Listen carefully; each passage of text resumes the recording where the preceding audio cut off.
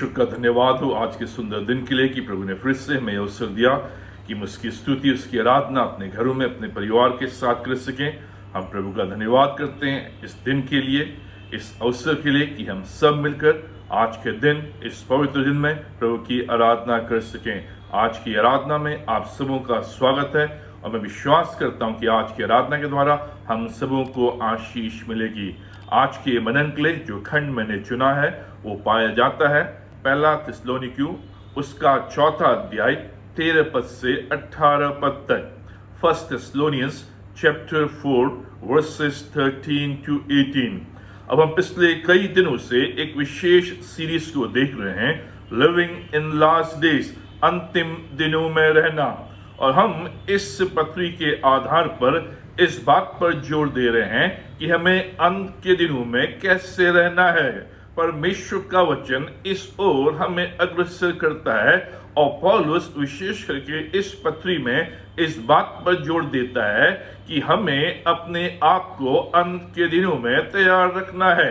अब जैसे कि हम देख रहे हैं कि नाना प्रकार की घटनाएं आज पूरे संसार में हो रही हैं और जो भी भविष्यवाणियां परमेश्वर के वचन में की गई हैं अंत के दिनों के लिए, वो भविष्यवाणियां, वो घटनाएं आज पूरी हो रही हैं। और आज परमेश्वर के जो लोग हैं, जो वचन के पंडित हैं, थियोलॉजी के पंडित हैं, वो इस बात को बता रहे हैं कि आज हम अंत के दिनों में रह रहे हैं। जो जो घटनाएं परमेश्वर के वचन में कही गई, जो जो भविष्यवाणियां परमेश्वर के वचन में कही गई, जो जो चर्चाएं की गई हैं, वो सारी की सारी आज पूरी हो रही हैं। और ये इस बात को बताता है कि हम वास्तविक रूप में अंत के दिनों में रह रहे हैं। अब ये घटनाएं हैं, ये चर्चाएं हैं, ये भविष्यवाणियां हैं, ये पूरी होंगी। लेकिन परमेश्वर का वचन इस बात पर जोर देता है कि जो अंत तक विश्वास में बना रहेगा, अपने आप को तैयार करेगा, विश्वासी बना रहेगा, पवित्र जीवन व्यतीत करेगा, पूर्ण परिवर्तन के साथ परमेश्वर के वचन में भरोसा करते हुए अंत के दिनों में टिका रहेगा, वही द्वितीय आगमन में यीशु मसीह के साथ उठा लिया जाएगा। अब इस पत्री में पौलुस इस बात पर जोर देता है कि हमें अंत के दिनों में कैसे रहना है। हमारा ध्यान भविष्यवाणियों की ओर नहीं, हमारा ध्यान घटनाओं की ओर नहीं, लेकिन हमारा ध्यान अपने जीवन के प्रति, अपने प्रियों के प्रति और अपने लोगों के प्रति, जिससे कि हम सब के सब इन अंत के दिनों में जो दुख के दिन हैं, जो परेशानी के दिन हैं, जो क्लेशों के दिन हैं, हम विश्वास योग्य पाए जाएं, हमारे जीवन परमेश्वर के ग्रहण योग्य हो, जिससे कि जब प्रभु यीशु मसीह इन अंत के दिनों में अपने द्वितीय आगमन में आए, वो हमें तैयार पाए और हम उसके साथ बादलों में उठा लिए जाएं। अब तक हमने इस पत्री में 8 विषयों को देखा है जिनको पौलुस हमारे सामने रखता है कि इन विषयों के आधार पर जो परमेश्वर के वचन में आधारित हैं, अपने जीवन में अपनाएं, अप्लाई करें और इन विषयों के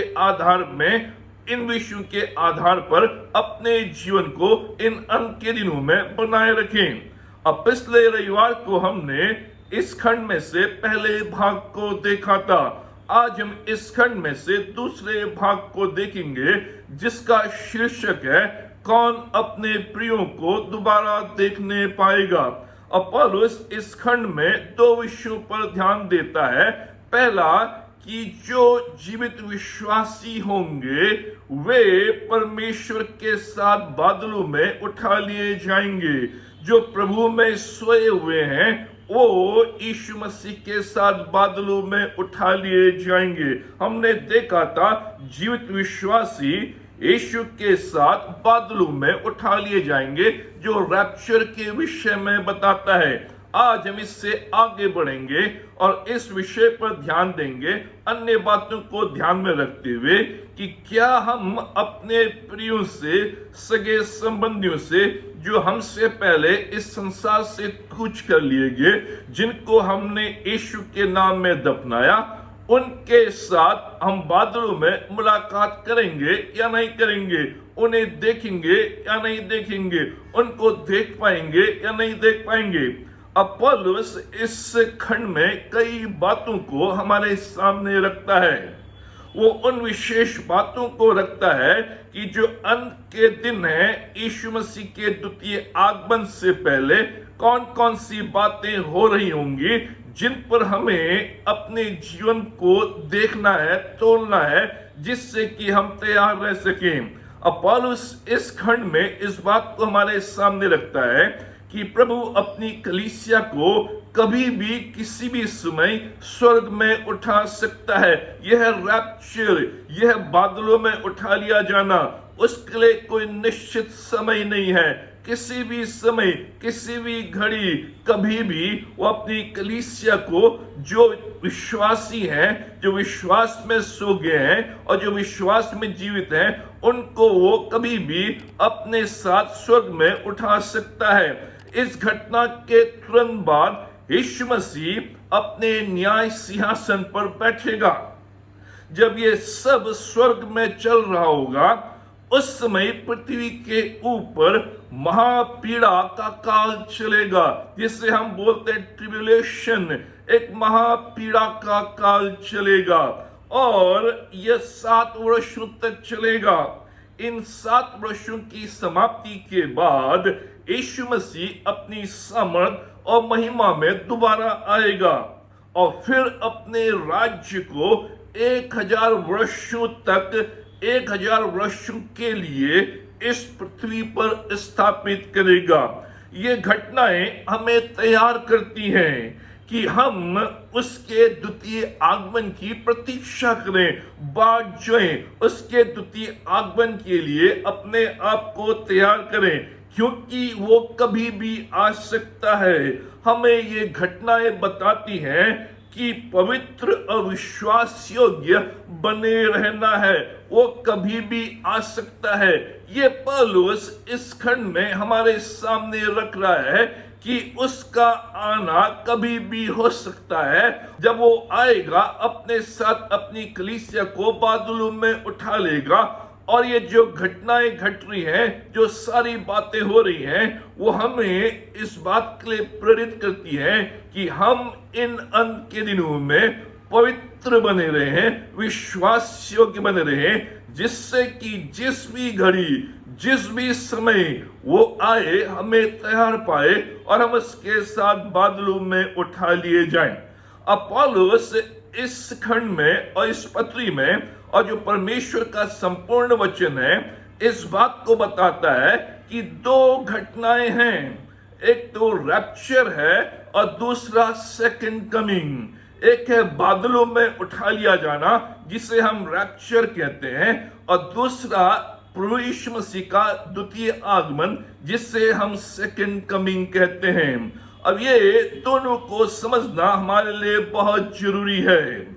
अब यहाँ पर पौलुस इस बात को हमारे सामने रखता है कि जो 2 घटनाएं, उठा लिया जाना और द्वितीय आगमन, ये दोनों भिन्न भिन्न घटनाएं हैं। इनमें भिन्नता है। एक तो है रैप्चर और दूसरा है द्वितीय आगमन। इन दोनों में भिन्नता है, जिसको पौलुस और परमेश्वर का वचन हमारे सामने रखता है कि ये 2 भिन्न घटनाएं हैं। एक उठा लिया जाना विश्वासियों का और दूसरा प्रभु यीशु मसीह का द्वितीय आगमन।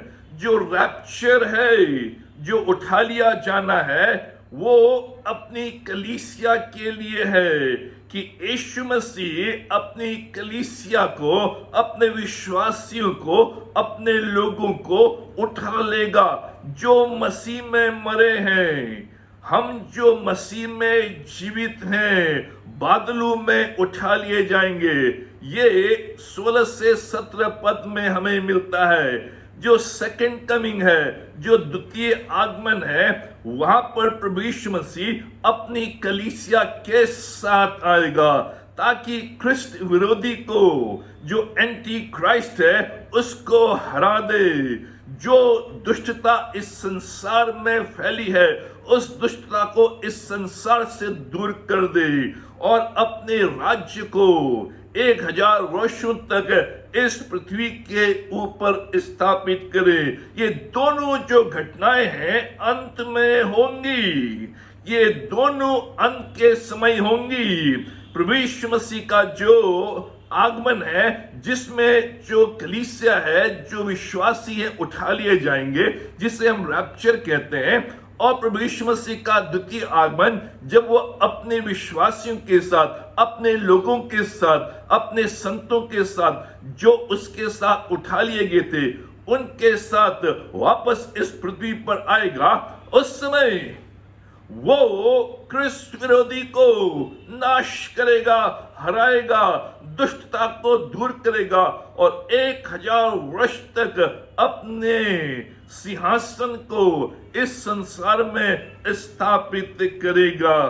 ये परमेश्वर का वचन हमें बताता है। और यहाँ पर इस खंड में पौलुस इन दोनों घटनाओं के विषय में अंतर बताता है कि दो भिन्न घटनाएं हैं, इनको हमें समझना है, जिससे कि हम इन दोनों घटनाओं के अंतर को समझें और उसी रीति से अपने आप को तैयार करें। यहाँ पर ये दोनों घटनाएं, रैप्चर एंड सेकंड कमिंग, इन दोनों के बीच में जो भिन्नता है उसको पौलुस हमारे सामने रखता है। पहली बात, जो पहली भिन्नता है, जो रैप्चर है, वो उठा लिया जाना है, हवा में मिलना। जो विश्वासी लोग हैं, जो प्रभु यीशु मसीह में सो गए थे और जो प्रभु यीशु मसीह में जीवित हैं, वो यीशु मसीह के साथ बादलों में उठा लिए जाएंगे। उनके साथ प्रभु यीशु मसीह होगा, जिसे हम पहला थिस्सलुनीकियों उसके 4 अध्याय 16 और 17 पद में पाते हैं कि जो विश्वासी हैं वो यीशु मसीह के साथ हवा में मिलेंगे। यह रैप्चर, यह उठा लिया जाना। लेकिन जो द्वितीय आगमन है वो है जब वो विश्वासियों के साथ, अपनी कलीसिया के साथ वापस इस पृथ्वी के ऊपर आएगा। जो लिखा है प्रकाशित वाक्य उसके 19 अध्याय उसके 14वें पद में, और स्वर्ग की सेना श्वेत घोड़ों पर सवार और श्वेत और शुद्ध मलमल पहने हुए उसके पीछे पीछे हैं। ये द्वितीय आगमन है। जो प्रभु यीशु मसीह के साथ उठा लिए गए थे, हवा में यीशु मसीह के साथ मिले थे, वो अब द्वितीय आगमन में यीशु के साथ उसके पीछे पीछे एक बड़ी सेना के रूप में वापस इस संसार में, इस पृथ्वी के ऊपर आते हैं। यह है पहली भिन्नता। दूसरी भिन्नता, जो रैप्चर है, जो विश्वासियों का हवा में उठा लिया जाना है, वो महापीड़ा काल से पहले है। और जो सेकंड कमिंग है, जो यीशु मसीह का द्वितीय आगमन है, जब वो अपनी कलीसिया के साथ दोबारा इस संसार में आएगा, वो महापीड़ा काल की समाप्ति के बाद है। पहला थिस्सलुनीकियों उसके 5 अध्याय उसके 9 पद में लिखा है कि परमेश्वर ने हमें क्रोध के लिए नहीं परंतु इसलिए ठहराया है कि हम अपने प्रभु यीशु मसीह के द्वारा उद्धार प्राप्त करें। स्पष्ट रूप में कि प्रभु यीशु मसीह ने हमें अपने क्रोध के लिए नहीं ठहराया है, परंतु उस समय जब परमेश्वर का क्रोध भड़केगा, उस समय उसने हमें अपने विश्वास के द्वारा, अपने अनुग्रह के द्वारा उद्धार के लिए ठहराया है, हमें छुड़ाया है। हम परमेश्वर के क्रोध के लिए इस संसार में नहीं रहेंगे। इससे पहले कि परमेश्वर का क्रोध इस संसार के ऊपर, इस पृथ्वी के ऊपर आए, हम उठा लिए जाएंगे महापीड़ा काल से पहले। प्रकाशित वाक्य उसका 3 अध्याय उसके 10वें पद में लिखा है, तूने मेरे धीरज के वचन को थामा है, इसलिए मैं भी तुझे परीक्षा की उस समय बचाए रखूंगा जो पृथ्वी पर रहने वालों के परखने के लिए सारे संसार पर आने वाला है, क्योंकि तूने अंत तक मेरे वचन को थामे रखा है। इसलिए कि जब परीक्षा की घड़ी आएगी, जब महापीड़ा काल का समय आएगा, परखने का समय इस संसार में आएगा, मैं उससे पहले तुझे बचा लूंगा, मैं तुझे उठा लूंगा।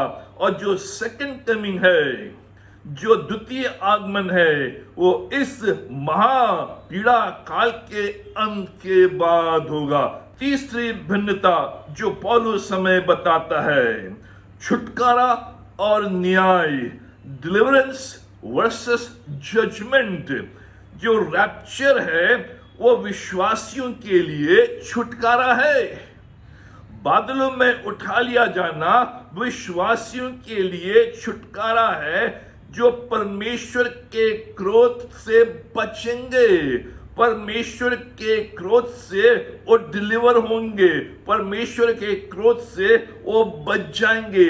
इसलिए 13 से 17 पद में लिखा है, उसी के साथ ले आएगा।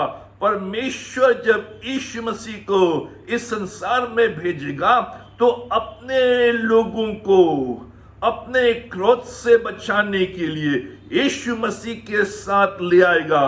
रैप्चर विश्वासियों के लिए छुटकारा है परमेश्वर के क्रोध से, लेकिन जो अविश्वासी लोग हैं वे न्याय का सामना करेंगे प्रभु यीशु मसीह के द्वितीय आगमन में।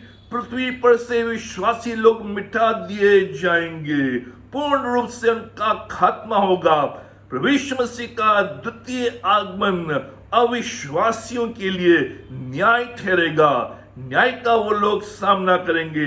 इसलिए प्रकाशित वाक्य उसका 19 अध्याय 11 से 21 पद में इसका वर्णन हम पाते हैं। 19वें पद में लिखा है, फिर मैंने उस पशु और पृथ्वी के राजाओं और उनकी सेनाओं को उस घोड़े के सवार और उसकी सेना से लड़ने के लिए इकट्ठा देखा।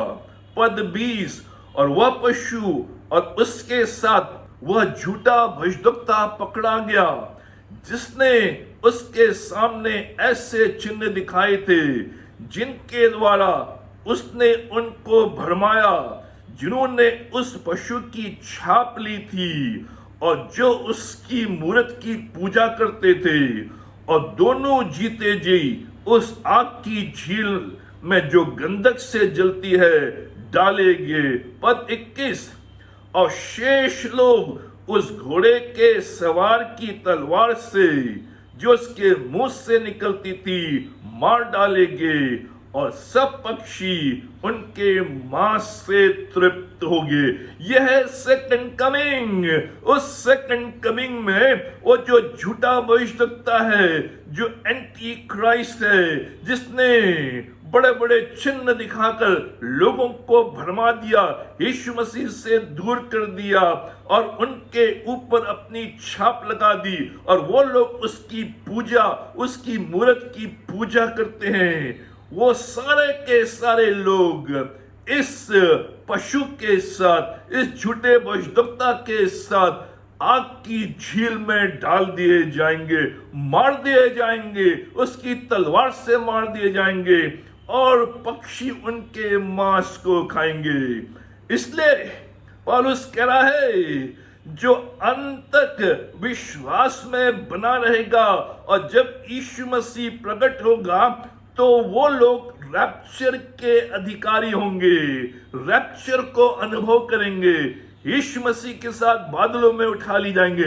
लेकिन जो लोग अपने विश्वास को नहीं थामे रखे हैं, जो इस झूठे भविष्यद्वक्ता के पीछे चले हैं, द्वितीय आगमन में ये सब के सब न्याय का सामना करेंगे। चौथी भिन्नता जो पौलुस हमें इस खंड में बताता है, hidden versus seen by all, गुप्त और सब देखेंगे। जो रैप्चर है, जो विश्वासियों का उठा लिया जाना है, परमेश्वर के वचन के अनुसार ये एकाएक होगा और गुप्त होगा। ये आग झपकते ही होगा और गुप्त होगा। दो लोग काम कर रहे होंगे, उन दोनों में से एक उठा लिया जाएगा, गुप्त होगा, मालूम भी नहीं चलेगा, एकाएक होगा, आग झपकते ही होगा। इसलिए पहला कुरिन्थियों उसके 15 अध्याय 50 पद से 54 पद तक इसका वर्णन किया गया है। 50वें पद में लिखा है, हे भाइयों, मैं ये कहता हूं कि मांस और लहू परमेश्वर के राज्य के अधिकारी नहीं हो सकते, और न विनाश अविनाशी का अधिकारी हो सकता है। देखो, मैं तुमसे भेद की बात कहता हूं कि हम सब तो नहीं सोएंगे, परंतु सब बदल जाएंगे, और यह क्षण भर में पलक मारते ही पिछली तुरी फूंकते ही होगा, क्योंकि तुरी फूंकी जाएगी और मुर्दे अविनाशी दशा में उठाए जाएंगे और हम बदल जाएंगे। ये सब कुछ आग झपकते ही होगा। जैसे ही यीशु मसीह की तुरी फूंकी जाएगी, लोग जो प्रभु यीशु मसीह में सोए थे, जो जीवित प्रभु यीशु मसीह में हैं, वो आग झपकते ही एकाएक बादलों में उठा लिए जाएंगे और ये गुप्त रहेगा। लेकिन जो सेकंड कमिंग है, जो द्वितीय आगमन है, सब लोग इससे देखेंगे। परमेश्वर के वचन के अनुसार सब लोगों के द्वारा ये द्वितीय आगमन देखा जाएगा, ये गुप्त नहीं रहेगा। प्रकाशित वाक्य 1 अध्याय के 7वें पद में इसका वर्णन मिलता है। देखो, वो बादलों के साथ आने वाला है और हर एक आंख उससे देखेगी, वरन जिन्होंने उससे भेदा था वो भी उससे देखेंगे, और पृथ्वी के सारे कुल उसके कारण छाती पीटेंगे। हाँ, आमीन।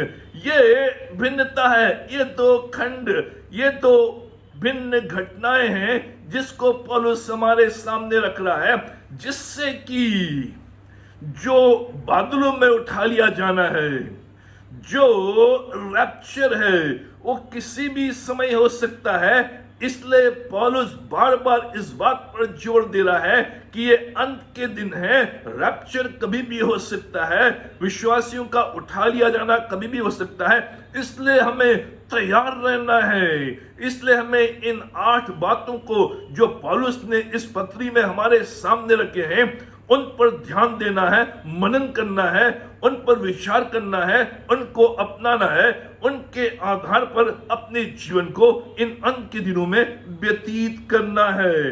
पांचवा अंतर, पांचवी भिन्नता जो पौलुस हमारे सामने रैप्चर और सेकंड कमिंग के बीच में रखता है। At any moment versus only after certain events. किसी भी समय रैप्चर हो सकता है, लेकिन जो द्वितीय आगमन है कुछ विशेष घटनाओं के घटने के बाद होगा। जो रैप्चर है विश्वासियों का, जो बादलों में विश्वासियों का उठा लिया जाना है, वो किसी भी समय हो सकता है। वो आज हो सकता है, वो कल हो सकता है, वो परसों हो सकता है, किसी भी समय हो सकता है। उसके लिए कोई निश्चित तारीख नहीं दी गई है, कोई घटनाओं का वर्णन नहीं किया गया है। लेकिन जो द्वितीय आगमन है वो कुछ घटनाओं के पूरे होने के बाद होगा। ये बड़ी भिन्नता है। रैप्चर के लिए, विश्वासियों के उठा लिए जाने के लिए किसी भी घटना का पूर्ण होना जरूरी नहीं है, लेकिन द्वितीय आगमन का जो प्रभु यीशु मसीह का है वो तब होगा जब कुछ घटनाएं जो परमेश्वर के वचन में दी गई हैं वो पूरी होंगी, तब उसका द्वितीय आगमन।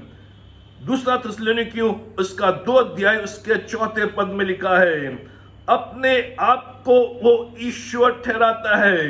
ये क्रिस्त विरोधी के बारे में बताया गया है कि उस दिन वो अपने आप को परमेश्वर के मंदिर में बैठाएगा और अपने आप को वह ईश्वर ठहराएगा और लोग उसकी पूजा करेंगे। ये घटना है जो घटनी है। मत्ती उसका 24 अध्याय 15 पद से 30 पद तक हम इसमें भी जो द्वितीय आगमन से पहले की घटनाएं हैं वो घटेंगी, उसका वर्णन मिलता है। पद 23, उस समय यदि कोई तुमसे कहे कि देखो मसीह यहाँ है या वहां है, तो प्रतीति न करना, तो विश्वास न करना, क्योंकि झूठे मसीह और झूठे भविष्यवक्ता उठ खड़े होंगे और बड़े चिन्ह और अद्भुत काम दिखाएंगे कि यदि हो सके तो चुने हुओं को भी भरमा दें। देखो, मैंने पहले से तुमसे ये सब कुछ कह दिया है, इसलिए यदि वे तुमसे कहें देखो वो जंगल में है तो बाहर ना निकलना, देखो वो कोठरियों में है तो प्रतीति ना करना, विश्वास न करना, क्योंकि जैसे बिजली पूर्व से निकलकर पश्चिम तक चमकती जाती है, वैसे ही मनुष्य के पुत्र का भी आना होगा। जहां लोथ हो वहां गिद्ध इकट्ठे होंगे। उन दिनों के क्लेश के बाद तुरंत सूर्य अंधियारा हो जाएगा। ध्यान से सुने, उन दिनों के क्लेश के बाद, महाक्लेश के बाद, महापीड़ा के बाद तुरंत सूर्य अंधियारा हो जाएगा और चांद का प्रकाश जाता रहेगा और तारे आकाश से गिर पड़ेंगे और आकाश की शक्तियां हिलाई जाएंगी। 35 तब मनुष्य के पुत्र का चिन्ह आकाश में दिखाई देगा और तब पृथ्वी के सब कुलों के लोग छाती पीटेंगे और मनुष्य के पुत्र को बड़ी सामर्थ और ऐश्वर्य के साथ आकाश के बादलों पर आते देखेंगे। ये घटनाएं हैं, ये चिन्ह हैं जो द्वितीय आगमन से पहले होंगे। जब ये घटनाएं घटेंगी, जब ये घटनाएं पूर्ण होंगी, तब लिखा है कि मनुष्य का पुत्र आकाश में दिखाई देगा और बड़ी सामर्थ और ऐश्वर्य के साथ आकाश के बादलों में उससे आते देखेंगे। ये परमेश्वर का वचन है। ये दो भिन्न घटनाएं हैं जिसको पौलुस और परमेश्वर का वचन हमारे सामने रखता है। ये अंत के दिन हैं। प्रभु यीशु मसीह विश्वासियों को अपनी कलीसिया को उठाने के लिए कभी भी आ सकता है, किसी भी समय आ सकता है। इसलिए हमें किसी भी चिन्ह के पूर्ण होने का इंतजार नहीं करना है, लेकिन अपने आप को तैयार करना है जिससे कि वो किसी भी घड़ी, किसी भी समय आए तो हम उसके साथ बादलों में उठा लिए जाएं और द्वितीय आगमन में उसके साथ हम पीछे पीछे इस पृथ्वी के ऊपर राज करने के लिए आएंगे। अब ये सब बातें हमें इस मुख्य प्रश्न की ओर लेकर आते हैं, क्या हम अपने प्रियों को दोबारा देखेंगे? ये जो सारी घटनाएं जो पौलुस हमारे सामने रखता है, जो भिन्नता हमारे सामने रखता है रैप्चर और सेकंड कमिंग के बीच में, उसके बाद इस मुख्य विषय की ओर, इस मुख्य प्रश्न की ओर हम आते हैं, क्या हम अपने प्रियों को दोबारा देखेंगे? अब इसका आंसर, इसका उत्तर इन बातों पर निर्भर करता है। पहली बात, यह उन पर निर्भर करता है जो हमारे प्रिय लोग दफना दिए गए, हमसे पहले कूच कर लिए गए। क्या हम अपने प्रियों को दोबारा देखने पाएंगे? ये इस बात पर निर्भर करता है कि मृत्यु से पहले हमारे प्रियों की दशा क्या थी, उनका विश्वास क्या था, उनकी जीवन शैली क्या थी, उनके कार्य क्या थे, उनकी भक्ति क्या थी, उनके लिए प्रभु यीशु मसीह उनके जीवन में क्या था। हर एक व्यक्ति स्वर्ग में नहीं प्रवेश करेगा। इस पृथ्वी के ऊपर जिनके पास प्रभु यीशु मसीह के लिए समय नहीं था, उस आने वाले जीवन में प्रभु यीशु मसीह के पास उनके लिए समय नहीं होगा। बाइबल स्पष्ट रूप में बताती है कि जो लोग बिना प्रभु में सो गए, बिना प्रभु को उद्धारकर्ता के रूप में ग्रहण करे हुए सो गए, जिन्होंने प्रभु यीशु मसीह को अपना जीवन नहीं दिया, हमारे प्रिय लोग जो बिना यीशु मसीह से प्रेम किए हुए, बिना भक्ति का जीवन व्यतीत किए हुए, बिना प्रभु यीशु मसीह के पीछे चले हुए सो गए, तो उस न्याय के दिन वे कंडम किए जाएंगे। उनको हम देख नहीं पाएंगे और ना वो हमको देख पाएंगे। उनको हम देख नहीं पाएंगे, क्योंकि ये इस बात पर निर्भर करता है कि उनकी दशा मृत्यु से पहले कैसी थी। क्या हम अपने प्रियों को देख पाएंगे, ये इस बात पर निर्भर करता है कि वो मृत्यु से पहले कैसे थे, उनका जीवन प्रभु में क्या था। दूसरी बात, ये आप पर निर्भर करता है। हो सकता है कि हमारे प्रिय प्रभु में सोए, उनका विश्वास था, उनने प्रभु यीशु मसीह को ग्रहण किया था, अंत तक भक्ति का जीवन व्यतीत किया, अंत तक प्रभु यीशु मसीह के प्रति विश्वास योग्य बने रहे, अंत तक प्रभु यीशु मसीह के वचन को थामे रहे। वो उस दिन प्रभु यीशु मसीह के साथ उठा लिए जाएंगे। लेकिन अगर हम जो जीवित हैं, उनके जो हम प्रिय लोग हैं, अगर हमने प्रभु यीशु मसीह पर विश्वास नहीं किया है, हमारा जीवन भक्ति पूर्ण नहीं रहा है, हमने उसका अनुसरण नहीं किया है, अपने जीवन को उसको नहीं दिया है, पापों की क्षमा का अनुभव नहीं किया, उसे उद्धारकर्ता के रूप में ग्रहण नहीं किया है और अंत तक विश्वास योग्य बने नहीं रहे हैं, तो वो हमको देख नहीं पाएंगे, हम उनको देख नहीं पाएंगे। ये इस बात को बताता है कि हम यीशु मसीह में अगर सोते हैं और हम यीशु मसीह में जो जीवित हैं उठा लिए जाते हैं, तभी हम एक दूसरे को देख पाएंगे।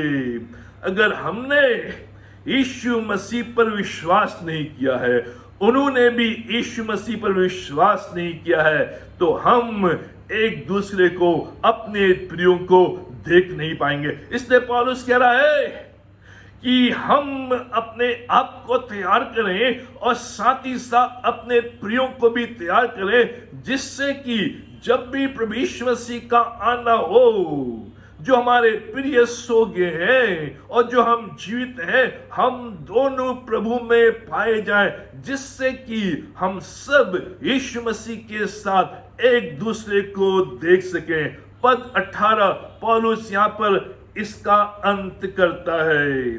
पद 18 में पौलुस कहता है, इस प्रकार इन बातों से एक दूसरे को शांति दिया करो। जबरदस्त!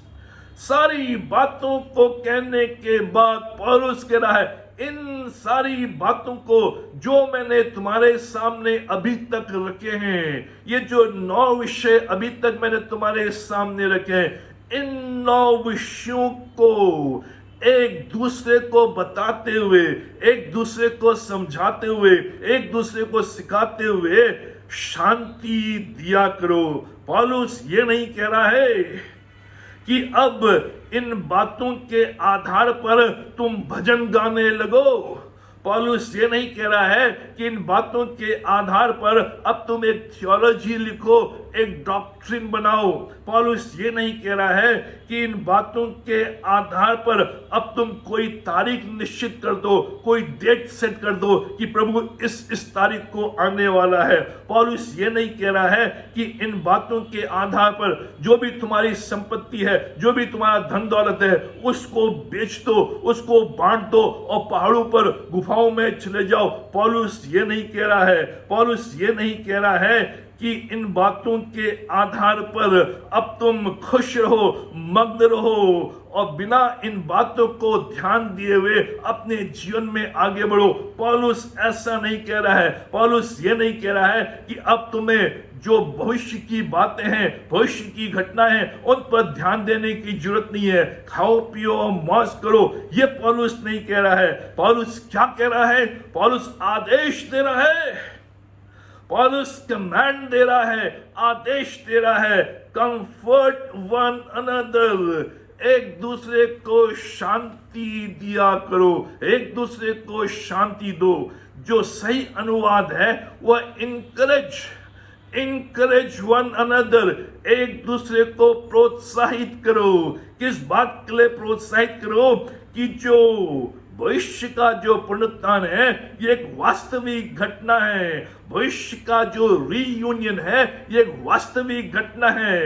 उसके लिए एक दूसरे को तैयार करो जिससे कि भविष्य में जो पुनरुत्थान होने वाला है विश्वासियों का, उस पुनरुत्थान में हम शामिल हो सकें। भविष्य में जो फैमिली रीयूनियन होने वाला है, बादलों में अपने प्रियों से मिलने की जो बाट जोई जा रही है, अपने प्रियों से मिलने की जो आशा रखी जा रही है, उस रीयूनियन में हम शामिल हो सके। पौलुस ये कह रहा है कि तुम इन सब लोगों को, अपने आप को और दूसरों को इन बातों को ध्यान में रखते हुए उन्हें सिखाओ कि आने वाले दिनों में पुनरुत्थान होने वाला है, आने वाले दिनों में रीयूनियन होने वाला है। उसके लिए अपने आप को तैयार करो। कैसे आज हम एक दूसरे को प्रोत्साहित कर सकते हैं? 4 बातें। पहली बात, थामे रहो, उनको प्रोत्साहित करो, एक दूसरे को प्रोत्साहित करो कि इस भयानक स्थिति में, इस दर्द में, इस परेशानी में, इस दुख में, इस तकलीफ में एक दूसरे को प्रोत्साहित करो कि परमेश्वर के वचन को थामे रहो, परमेश्वर की आराधना में लगे रहो। केवल कुछ डॉक्ट्रिन्स के उत्तर देने के लिए तत्पर नहीं, लेकिन एक दूसरे के दर्द को महसूस करते हुए, एक दूसरे के संदेह को महसूस करते हुए, एक दूसरे के प्रश्नों को महसूस करते हुए उस अंत के दिनों के लिए तैयार करो कि प्रभु यीशु मसीह शीघ्र आने वाला है। इसलिए इन अंत के दिनों में, तकलीफों के दौरान भी परमेश्वर के वचन को थामे रहो, परमेश्वर के विश्वास को थामे रहो। ये जो पौलुस इस पत्री में बातों को बता रहा है, इनको थामे रहो जिससे कि हम उस पुनरुत्थान में प्रवेश कर सकें, उस रीयूनियन में प्रवेश कर सकें। दूसरी बात जो पौलुस यहाँ पर कहता है, भंडारीपन, इनकरेज स्टीवर्डशिप, एक दूसरे को प्रोत्साहित करें कि जो भी बलिदान हम देते हैं, जो भी सैक्रिफाइस हम देते हैं, जो भी हम परमेश्वर के लिए करते हैं, जो भी परमेश्वर के बलिदान के लिए करते हैं, जो भी परमेश्वर के भवन के लिए करते हैं, बलिदान चढ़ाते हैं, सैक्रिफाइस करते हैं, उसके लिए एक दूसरे को प्रोत्साहित करें। जो भी हम अपना समय परमेश्वर के लिए देते हैं, जो भी अपने टैलेंट्स परमेश्वर के लिए देते हैं, जो भी अपना ट्रेजर, धन संपत्ति परमेश्वर के लिए देते हैं, जो भी फाइनेंसेस हम परमेश्वर की सेवा के लिए देते हैं, हमें एक दूसरे को प्रोत्साहित करना है कि तुम इन सारे कार्यों के द्वारा अपने लिए स्वर्ग में धन इकट्ठा कर रहे हो। जो भी विश्वासी लोकल चर्च में, स्थानीय कलीसिया में परमेश्वर के वचन की सामर्थ्य में कार्य कर रहा है, परमेश्वर की सेवा कर रहा है, परमेश्वर के कार्य में लगा हुआ है, उनको प्रोत्साहित करना है कि तुम्हारा परिश्रम प्रभु यीशु मसीह में व्यर्थ नहीं जाएगा।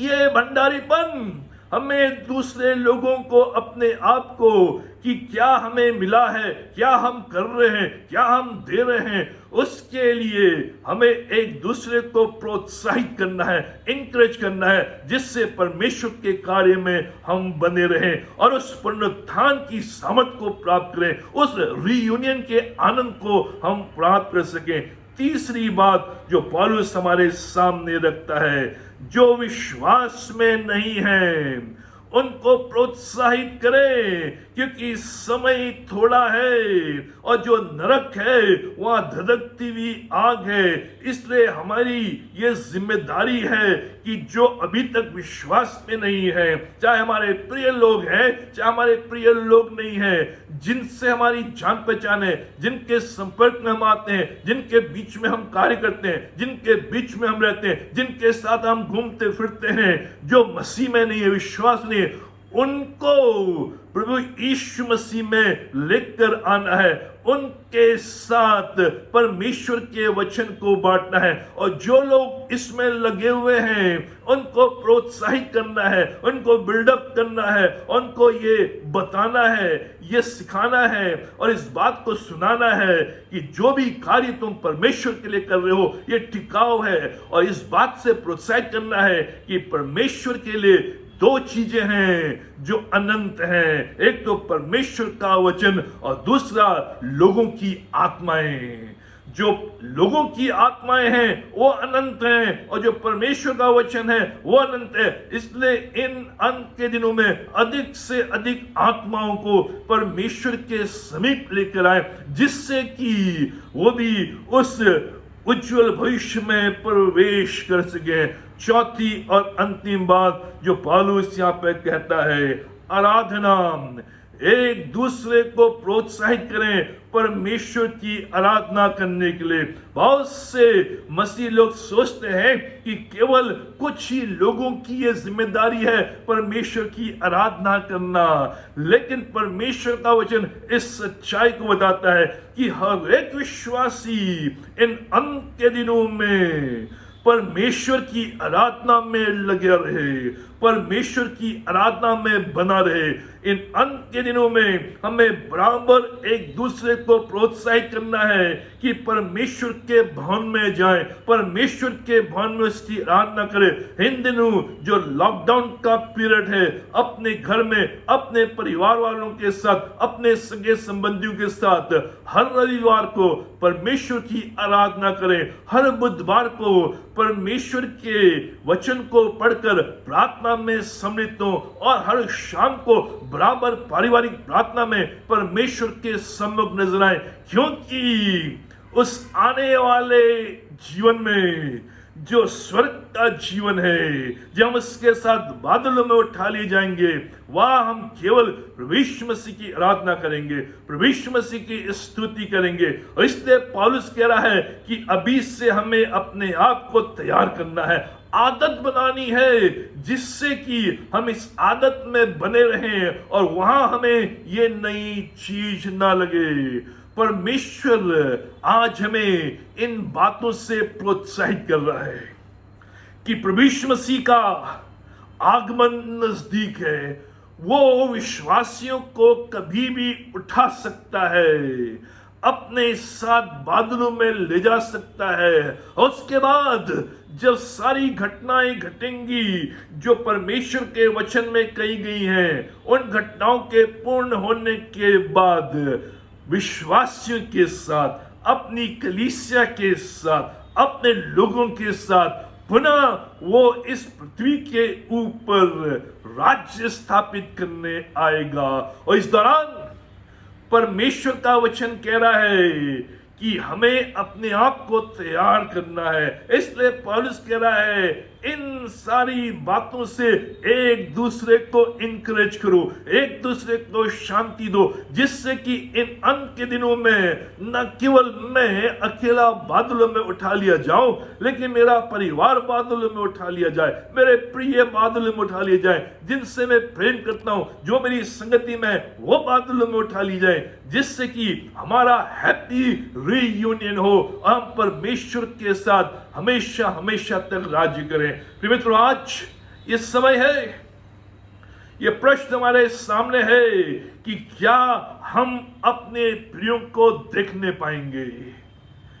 और परमेश्वर का वचन कहता है कि अगर उनने प्रभु को अपनाया है, अगर हमने प्रभु को अपनाया है और अंत तक विश्वास योग्य बने रहे हैं, तो जब प्रभु यीशु मसीह बादलों में आएगा, अपनी कलीसिया का रैप्चर करेगा, उनको उठा लेगा, वो लोग जो प्रभु में सोए हैं, वो लोग जो प्रभु में जीवित हैं, एक साथ ऊपर जाएंगे और एक दूसरे के साथ हैप्पी रीयूनियन करेंगे।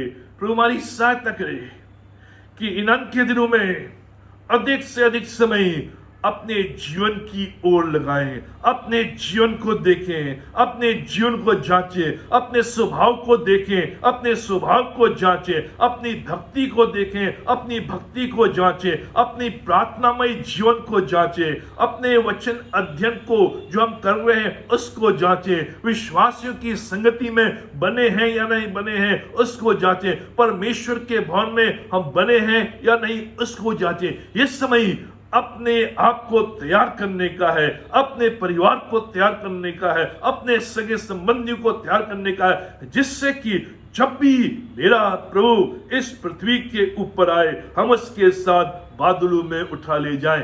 ये समय अंत के समय है, ये दिन अंत के दिन है और रैप्चर कभी भी हो सकता है। विश्वासियों का बादलों में उठा लिया जाना कभी भी हो सकता है, उसके लिए हमें तैयार रहना है। आइए हम प्रार्थना करें।